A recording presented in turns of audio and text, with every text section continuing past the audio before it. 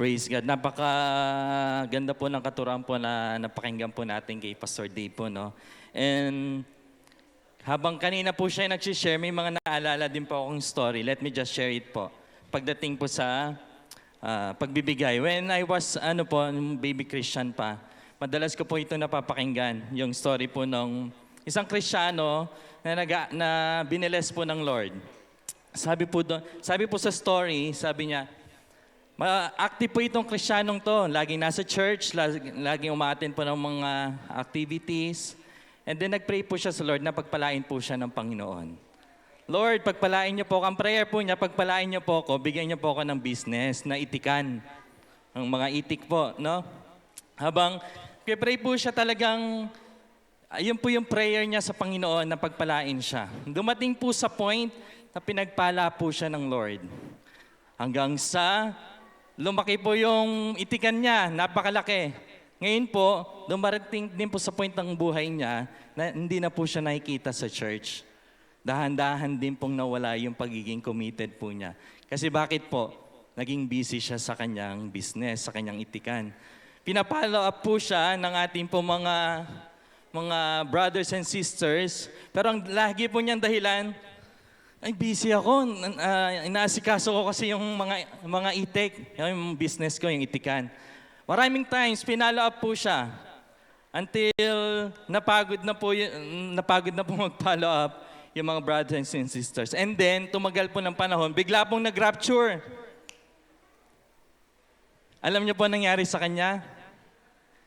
Naiwan po siya. Yes, naiwan po siya.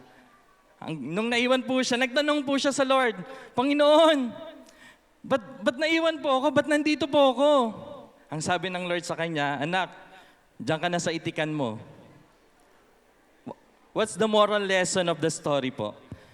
Minsan po, no, sabi po ng Bible, where your treasure is, there your heart will be also. Minsan naghahangad po tayo ng mga bagay na maraming bagay. Amen po ba? Pero ang nire-require po sa atin ng Panginoon, sabi po ng purpose-driven life, life is a test and life is a trust. Lahat po ng bagay na tangan-tangan po natin, pinagkatiwala lang po sa atin. Amen. Nag-a-ask po tayo ng blessing. Sino pong gusto ng blessing? Kanina tinanong din po ito. Sino pong gusto ng blessing? Lahat po tayo. Wala pong magsasabing ayoko ng blessing. Pero pagdating po sa pagbibigay, no, kailangan we are more than willing. Bakit po? Kasi once we give our tithes, offering, pledges, and mission offering, ano po saan po napupunta yung treasure na yun? Sa heaven po, no? Kasi binibigay po natin siya ng buong puso po natin. Huwag po tayo maging katulad po nung isang Kristiyanong yon na nag-ask for blessing, pero at the end, no, hindi po niya ibinalik yung nararapat para sa Panginoon. Lahat po tayo pinagpapala ng Panginoon. Ngayon pong oras pong ito, we challenge everyone po. Let us give our tithes, our offering, our pledges, and our mission offering para sa Lord. Kasi ito'y para sa Diyos. Amen po ba? Katulad po ng sinabi po ni Pastor Dave kanina, we are just stewards. Amen po. Taga-ingat yaman lamang po tayo lahat ng mga bagay na meron po tayo na tangan-tangan po natin dito sa mundo. Pero ang kaya po natin ibigay sa Panginoon, buong puso, ibigay po natin sa Panginoon. Sabi po sa Proverbs, and let me end, buksan po natin ang ating Bible. Proverbs chapter 11, verse 24, one gives freely, yet gains even more. Another withholds unduly, but comes to poverty. Kala po natin kapag withhold natin yung tithes, offering, pledges, and mission offering para sa Lord, mas marami po tayong magigain. No, hindi po ganun ang prinsipyo ng Panginoon. What's God's principle? You give and God will bless you. Magtanim po tayo at tayo po ipagpapalain pa ng Panginoon. Amen. Are you willing and obedient po para sundin ang ating po Panginoon? Amen. So let us give our tithes, our top M. Amen po ba? Meron din po tayong, ngayon po is digital age, no? Sumasabay din po ang ating church. Pagdating po sa digital ages, no? Ngayon po meron tayong GCash account. Mas madali na pong magbigay para po sa ating Panginoon. At hindi na po tayo mahihirapan. So wala po tayong reason para hindi po tayo makapagbigay sa ating Panginoon. Amen po ba? Amen po ba? Praise the Lord. Sige po, panghawakan po natin ang ating mga ikabo. Kung meron po kayong blue envelope, sige po, let us panghawakan po natin at patuloy po nating ibigay para sa Diyos. Hallelujah. Let us pray. Panginoon, marami pong salamat sa oras pong ito na patuloy na binibigyan niyo po kami ng pagkakataon para makapagbigay.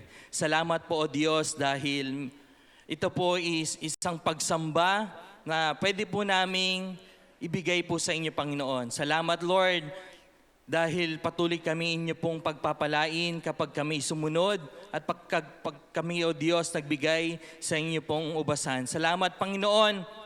At panalangin namin, naturuan niyo po kami magbigay na may katapatan, ng buong nakasama po ang aming mga puso sa aming pagbibigay. At patuloy, Panginoon, makita niyo po ang bawat isa po sa aming laging nagtatapat at laging ibinabalik kung ano po ang nararapat po para sa inyo, O Diyos. At alam po namin, sabi niyo po sa iyong salita, "Test me in this, says the Lord.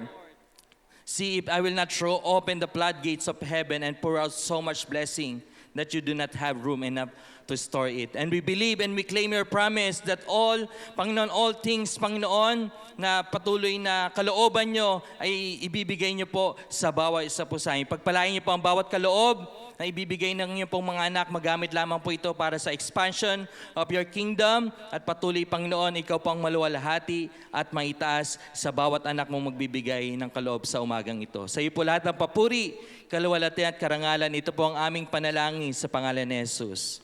Amen and amen. Praise God.